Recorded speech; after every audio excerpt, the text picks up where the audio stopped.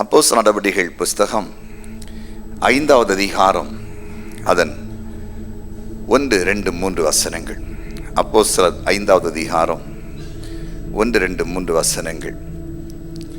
அனனியா என்னும் பேருள்ள ஒருவனும் அவனுடைய மனைவியாகிய சப்பிராளும் தங்கள் காணியாட்சியை விட்டார்கள். தன் மனைவி அறிய அவன் கிரயத்திலே ஒரு பங்கை வஞ்சித்து வைத்து ஒரு பங்கை கொண்டு வந்து அப்போஸ்தலருடைய பாதத்திலே வைத்தான். பேதுரு அவனை நோக்கி, அனனியாவே, நிலத்தின் கிரயத்தில் ஒரு பங்கை வஞ்சித்து வைத்து பரிசுத்த ஆவியனிடத்தில் பொய் சொல்லும்படி சாத்தான் உன் இருதயத்தை நிரப்பினது என்ன? வஞ்சித்து வைக்கும்படிக்கு சாத்தான் இருதயத்தை நிரப்பினான். இருதயத்தை நிரப்புகிறான். சிலருடைய இருதயத்தை நிரப்புவான், வஞ்சிக்கும்படிக்கு நிரப்புவான். வஞ்சிக்கிற ஆவி சிலருடைய இருதயத்தை சாத்தான் நிரப்பிவிட்டால் உங்களுக்குள்ள எப்பவுமே வஞ்சக புத்தி தான் செயல்படும், நல்ல புத்தி செயல்படாது. சில புரியலையா? சிலருக்கு நீங்க ஒவ்வொரு ஆளுக்குள்ள கேரக்டரை பார்க்கணும். என்கிட்ட சமீபம் ஆண்டு சொல்றாரு, நீ சர்ச்சைக்கு வரும்போது முகத்தை பார்க்குறப்பா, ஓன்ட்ட வந்து பவியமாக நிற்பாங்க, அப்போ தானே பார்க்குறப்பா. ஒரு 2 நிமிஷம் பார்க்குறேன், 5 நிமிஷம் பார்க்குறேன், கூட்டத்தில் ஆயிரக்கணக்கான மக்கள் இருக்காங்க, முன்னால் இருக்க கொஞ்சம் முகம் கொஞ்சம் தெரியுது. அதுவும் நீ அவங்கள முகத்தை பார்த்து பேசலை, பிரசங்கத்தில் பேசிகிட்டு இருக்க, அதை சிந்திச்சேன்னா பிரசங்கம் வராது.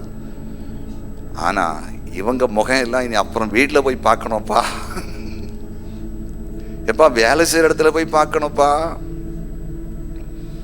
இவங்க போகிற இடத்துல வருகிற இடத்துல கல்யாணம் விட்டு போகும்போதெல்லாம் பார்க்கணும், அவங்க முகம் எப்படி இருக்கும், பேச்சு எப்படி இருக்கும், வாய் எப்படி இருக்கும், இப்படிப்பட்ட கூட்டுக்கட்டு அதை நீ பார்க்கணும். அதை உனக்கு பார்க்க தெரியாது, அது ஆவியானவர் தான் பார்க்கணும். ஆண்டவர் சொல்லி தராரு, நான் சொல்லி கொடுப்பேன். இவங்க எப்படிப்பட்ட ஆளு. ஒரு ஆளுக்கு இருதயத்தை சாத்தான் நிரப்பிட்டான்னா வஞ்சக புத்தி செயல்படும். எப்பவுமே கிரிமினல் மைண்ட் அதான் எப்பவுமே, அதாவது அவங்கக்கிட்ட அவங்க உள்ளுக்குள்ளே எப்பவுமே அந்த தான் ஒரு மோசமான புத்தி செயல்படும். அதுக்கு ஒரு வசனத்தை கூட சுட்டி காட்டுறேன். ஆதியாகமம் 3வது அதிகாரத்தில் 13வது வசனத்தை வாசிக்கும்போது, அப்பொழுது தேவனாகிய கர்த்தர் ஸ்திரியை நோக்கி, நீ இப்படி செய்தது என்ன என்றார். ஸ்திரியானவள், சர்ப்பம் என்னை வஞ்சித்தது, நான் புசித்தேன் என்றார். அப்போ வஞ்சிக்கிற புத்தி யார்கிட்ட வந்தது? என்ன வஞ்சிச்சு?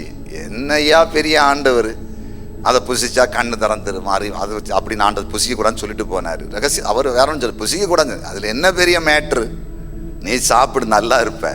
டெக்னிக்காக பேசுது, கண்ணு திறக்கும், புத்தி வரும், அறிவு வரும், எல்லாம் வரும்.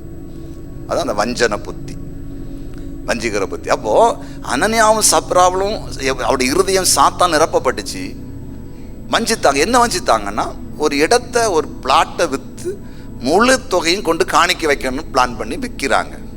விற்ற பிறகு அதில் கொஞ்சத்தில் எடுத்து வச்சுட்டாங்க. முதல்ல அவங்க தீர்மானம் மொத்தத்தில் கர்த்தருக்கு கொடுக்கணும். விற்ற உடனே அவங்க மனசுக்குள்ளே சாத்தான் உள்ள நிரப்பி வச்சிருக்காங்க, எல்லாம் கொடுக்க, நான் கொஞ்சத்தை எடுத்து வச்சுக்கிறேன். அந்த காணிக்கையை வஞ்சிக்க வைத்தான். இதே போல தான் அந்த வஞ்சிக்கிறதுனா நம்ம, அதாவது ஒரு ஆளுக்கு போக வேண்டியது நம்ம போகாமல் எடுக்கியது. தேவன் சொல்கிறார்ல மல்கியா தீர்க்கதரிசன புஸ்தகத்தில், நீங்கள் எதில் என்னை, அதாவது தசம பாகத்தின் காணிக்கு நீங்கள் என்னை வஞ்சித்தீர்கள். வஞ்சனை என்பது இப்போ ஒரு அண்ணன் தம்பிகளுக்குள்ள கூட, ஒரு அண்ணனுக்கு தம்பிக்கு போக வேண்டியது சொத்தை போகாமல் நம்ம எடுத்தோன்னா வஞ்சிக்கிறோம். ஒரு ஆளுக்கு கொடுக்க வேண்டிய சம்பளத்தை நம்ம கொடுக்காம எடுத்தோன்னா வஞ்சிக்கிறோம். அதான் பழைய காலத்து, இது பழைய காலத்து பேச்சு தான். ஆளு சொல்லுவாங்க, நான் பாரு கஷ்டப்படியா, இவனுக்கு தாப்பம் பயங்கர கள்ளனாக மோசமானவன், எல்லாம் வஞ்சித்து எடுப்பான், வஞ்சிச்சு எடுப்பான், ஏமாற்றி எடுப்பான், ஏமாற்றி சம்பாதிச்சு இப்போ பாரு அப்படின்னு சொல்லுவாங்க. அது நம்ம ஊரில் உள்ள பேச்சு தான் பைபிள் இருக்குது. அந்த வஞ்சிக்கிறது வந்து ரொம்ப டேஞ்சர். அப்போ இது இப்போ நீங்கள் சபையில் இருக்கிறதுனால, ஆன்லைனில் இப்போ எல்லாம் நான் ஆண்டவருக்கு சமத்துருக்கல, உங்கள் இருத்துக்குள்ள வஞ்சிக்கிறாவே இருக்க வாய்ப்பே இல்லை. உங்களை யாரையோ வஞ்சிக்கிறது இருத்தில் இருக்கேன், அதுக்கு நான் இப்போ ஜெபம் பண்ண போகிறேன். அப்படி தானே ஜெபிக்கணும். இப்போ நம்ம 100% என்னையும் சேர்த்து நம்ம எல்லாம் பர்ஃபெக்ட், நமக்குள்ள இந்த ஆவி இருக்க வாய்ப்பே இல்லை. இப்போ கம்ப்ளைண்ட் என்னன்னா, இப்போ ஜெப குறிப்பு கேட்டால் நீங்கள் தான் கம்ப்ளைண்ட் பண்ணுவீங்க, எங்களை தான் வஞ்சித்துட்டாங்கண்ணா. ஆனால் நான் இப்போ விசாரிச்சான்னு சொல்லுவார், இங்கே என்ன வஞ்சித்தது நிறைய இருக்குன்னு சொல்லுவார். புரியுதா உங்களுக்கு? புரிஞ்சுட்டீங்களா? யாருக்கு எது போகணுமோ அது கரெக்டாக போகணும். ஷேர். ஆண்டவர் ஊழியக்காரர் கூட சொல்றாரு, நீ எல்லாருக்கும் பகிர்ந்து கொடுன்னு சொல்றாரு. ஏதோ வஞ்சனை இல்லாம பகிர்ந்து கொடுக்க கடவுள்னு சொல்றாரு. இப்ப நான் ஜெபிக்கும் போது கூட வஞ்சனை இல்லாம ஜெபிக்கணும். ஒரு ஆசிரத்தை கொடுக்கும் போது கூட எல்லாரையும் நேசித்து எல்லாரும் வளரணும்னு ஜெபிக்கணும். அது கூட ஆண்டவர் பார்ப்பாரு. அந்த அந்த கிருபை, அந்த வரம் கூட வஞ்சனை இல்லாம ஆக்டிவான ஆண்டவர் பார்ப்பாரு. அப்ப ஆனா பிசாசு சாதாரணமான இல்லை.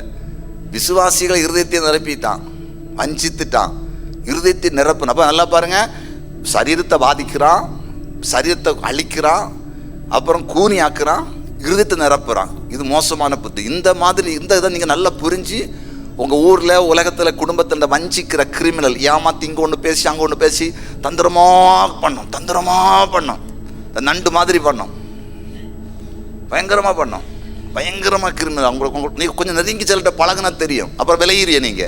அப்ப இது சாத்தான் இருதயத்தை நிரப்பி வஞ்சிக்க வைக்கிறான். வஞ்சனை புத்தி, ஆட்களை வஞ்சிக்கிறது, பணத்தை வஞ்சிக்கிறது, பொருளை வஞ்சிக்கிறது, காணிக்கையை வஞ்சிக்கிறது, சபையை வஞ்சிக்கிறது, ஊழியக்காரனை வஞ்சிக்கிறது, ஊழியத்தை வஞ்சிக்கிறது.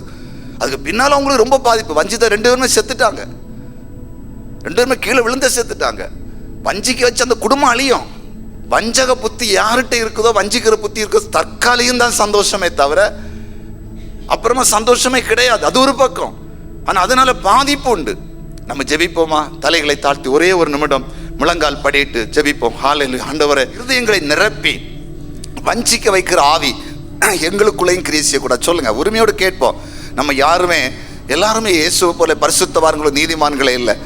யூதாசுடைய சரீர இருதயத்தையே சாத்தான் தூண்டி விட்டான், அவனுக்குள்ளேயே போயிட்டான் பாருங்க. அதனால நம்ம எல்லாரும் 100% பெர்ஃபெக்ட் கரெக்ட் இல்லை. யாரையும் அவன் வஞ்சிக்கலாம், யாரையும் ஏமாத்த வைக்கலாம். அதனால ஆண்டவர் அந்த சொல்லுங்க, இந்த வஞ்சிக்கிற ஆவி எனக்குள்ள கிரியை செய்யக்கூடாது. சொல்லுங்க, எனக்குள்ள கிரியை செய்யக்கூடாது. இந்த வஞ்சிக்கிற ஆவி என் பிள்ளைகளுக்குள்ள கிரியை செய்யக்கூடாது. இந்த வஞ்சிக்கிற ஆவி என் குடும்பத்துல கிரியை செய்யக்கூடாது அப்படின்னு சொல்லிட்டு ஹல்லேலூயா எல்லாரும் ஜெபம் பண்ணுங்க. ஹல்லேலூயா ஜெபம் பண்ணுங்க.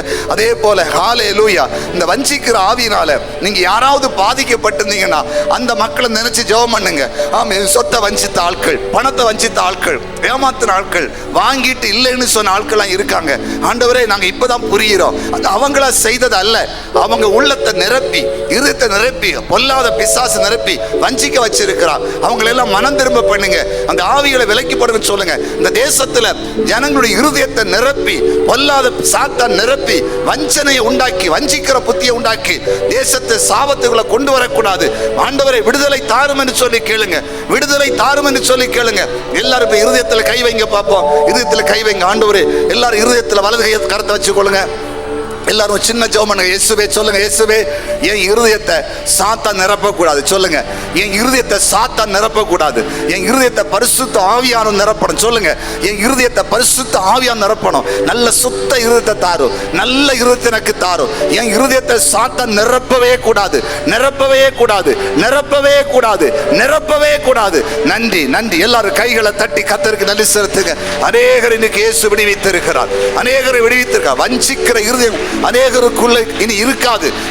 கர்த்தர் விடுதலை தந்து விட்டார், ஆண்டவர் விடுதலை தந்து விட்டார்.